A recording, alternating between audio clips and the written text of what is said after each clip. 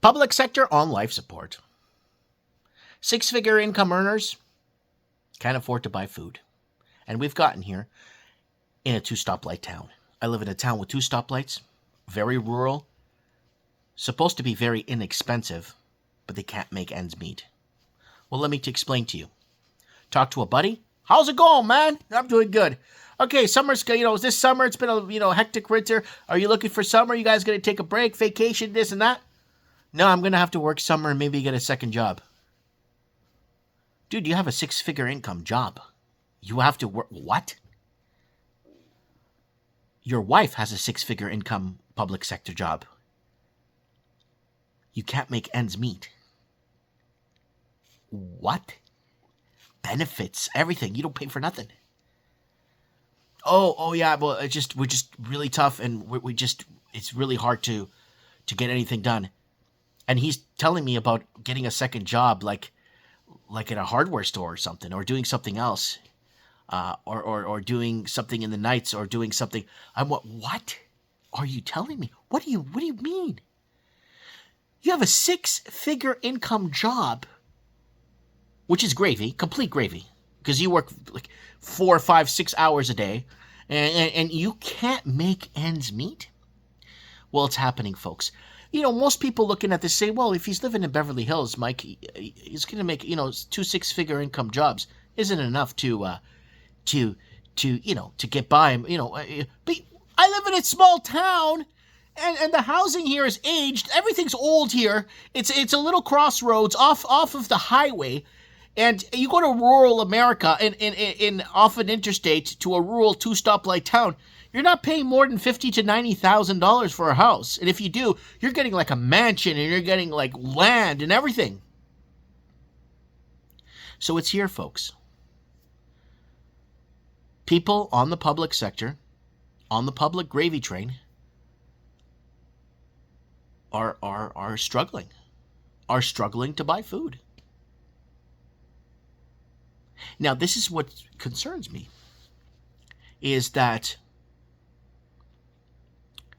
if there's an election, the Liberal government in Canada has a chance to win this election. Why? Because of the growing public sector.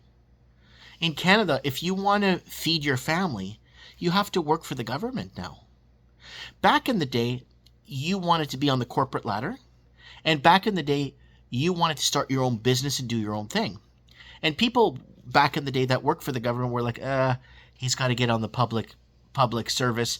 He can't make it on his own. It was kind of like a crutch, because you couldn't make it with your own business, and you couldn't make it through the corporate ladder and get promoted and do different things and, work through life and type of thing.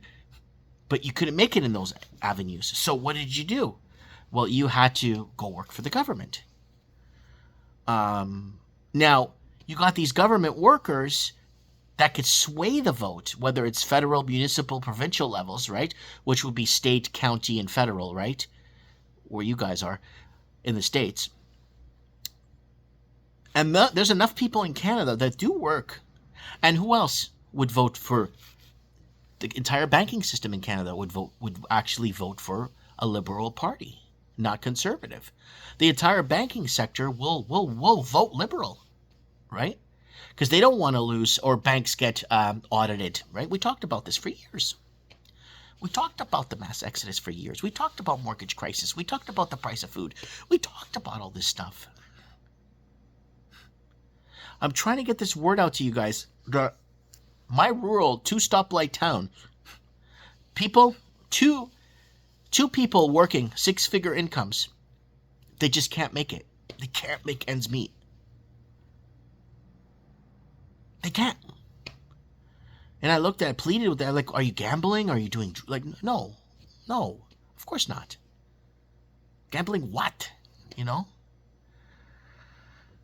So this is where it's going, folks. I just wish over all these years, putting these videos out all these years, since 2008, 2009, putting out videos, I just wish more people would have criticized what I was saying and actually maybe created more of a discussion piece about the housing crisis, the food crisis. Like, I'm talking about 10 years ago. I'm not talking about now. Now it's already, people are doing food haul videos. People are doing all this stuff now. Is when I made my food haul videos. When I was warning you guys about the price of food. That if the price of food and energy level with the price of housing or come in line where it's supposed to be, we'll starve to death. Because our housing is propped up by money laundering, right? Everything's propped up in Canada. Canada's economy is built off, GDP is built off real estate, right? The Chinese nationals laundering their money through Canada, right? We're in a heck of a lot of trouble here, folks. And I think that the Liberal government may win its next election, not because it's going to do the right thing. It's because a lot of people are scared to lose those six-figure income jobs. They're scared to lose those jobs. Because if they do, the private sector, because they couldn't make it in the private sector, they couldn't make it in their own, opening their own business. Like I have my little business here. People make fun of me here and talk down to me here. But I made it. I'm a self-made man, right? But this public sector thing is very dangerous. And I believe that it may hinder a Canadian election. Mind you, the guy that's coming in isn't going to save you either. You bring in a Conservative Party, he may do some cleaning up at the beginning, but he can't save you. Why? Because he's not allowed to save you. He's not going to touch the money with the hundreds of billions.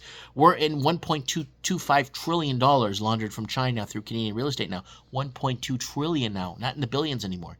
That's what they're figuring out per province now. That's why it creates artificial shortages. And that's why wages and incomes are not tied to real estate prices. Because if wages and incomes were tied to real estate prices, housing has to go down 80% to allow in a two stoplight town. So I want you guys to really understand this. I want you guys to really know this.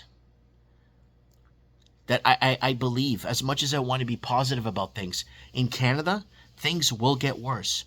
And I was rewatching my 2013 video, or 2014 video that I made. Oh, how I long an American takeover. Oh, how I long, because I lived in both countries. I understand both countries. I've seen both systems. The only one that makes sense is the American system. And the previous selected administration that was in there from Biden worked hard to destroy American values, worked hard to destroy and bring in like this mental craziness into America. Well, hopefully things change soon down there, and I hope something happens, because up here in Canada, we are complete sitting ducks. The Canadian proper doesn't get hired because our government is paying wage subsidies to foreigners to work.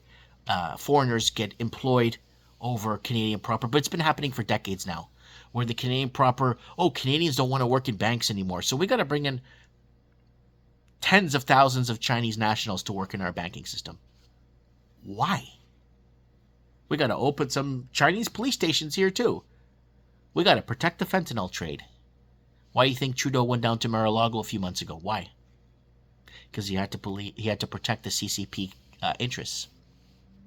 Money laundering, all the garbage, fentanyl, the destruction and the disappearing of the death of Canadian families, coast to coast, being destroyed. Oh, you can't blame the Chinese, Mike. Blame your governments. Our governments are China. They're all China. You don't need to look and smell like a Chinaman to be a Chinaman. All you need is to take the money. And you sold yourself out to the Canadian proper. Anyways, guys, I'm rambling on. Let me know. Six-figure income government workers, are they now struggling in smaller rural areas that you could get by pretty easily? I really want to know what you guys think in the comments below. Mike Martins here. I have spoken.